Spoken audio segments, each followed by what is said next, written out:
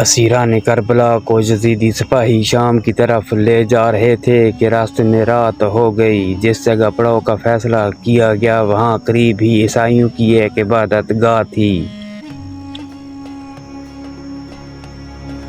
اس عبادت گاہ میں ایک ضعیف العمر عیسائی راہب رہتا تھا جو بہت ہی پرہیزگار، متقی، عبادت گزار اور خدا ترس تھا۔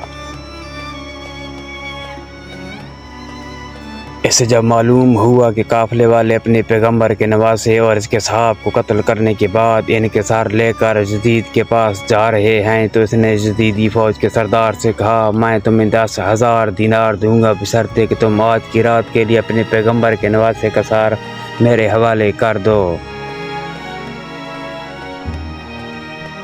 یزیدی فوج کا سربراہ ایک لالچی شخص تھا، لہٰذا اس نے راہب کی شرائط مان لی اور امام حسین علیہ السلام کا سر مبارک اس راہب کے حوالے کر دیا۔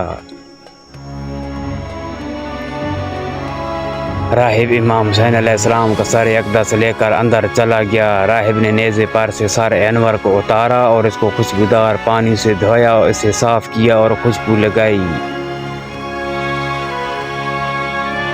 خوبصورت غلاف میں رکھا اور اس کے پاس بیٹھ گیا۔ رات بھر امام حسین علیہ السلام کے چہرہ کی زیارت کرتا رہا۔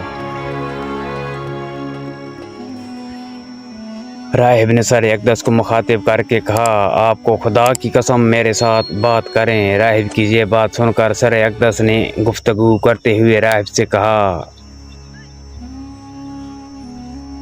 تم مجھ سے کیا چاہتے ہو؟ راہب نے کہا، آپ کون ہیں؟ سر اقدس سے آواز آئی، میں محمد مصطفیٰ کا فرزند ہوں، میں علی مرتضیٰ کا بیٹا ہوں، میں فاطمہ زہرا کا لخت جگر ہوں، میں کربلا میں قتل ہونے والا مقتول ہوں۔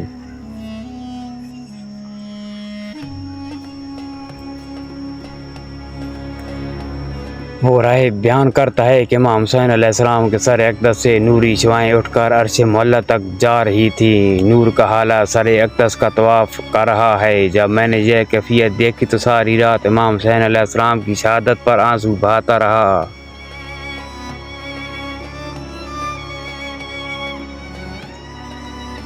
امام حسین علیہ السلام کے احترام اور توقیر کا اسے یہ صلہ ملا کہ صبح جب باہر نکلا رحمت خداوندی نے اسے اپنی آغوش میں لے لیا۔ اس نے کلمہ پڑھا اور دائرہ اسلام میں داخل ہو گیا۔